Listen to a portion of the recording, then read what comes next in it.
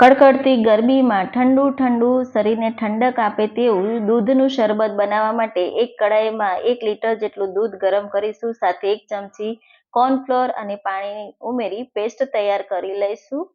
દૂધ ગરમ થાય એટલે 2 થી 3 ચમચી જેટલી ખાંડ ઉમેરી દઈશું. સાથે કોર્નફ્લોરની પેસ્ટ ઉમેરી દઈશું. થોડી જ વારમાં દૂધ ઘટ્ટ થઈ જશે. ફ્રીજમાં મૂકી ઠંડુ કરી લઈશું.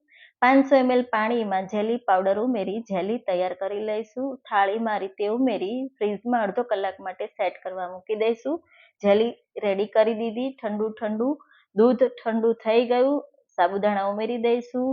સાથે જેલી અને રોઝનું સિરપ ઉમેરી એકદમ સારી રીતે મિક્સ કરી દઈશું.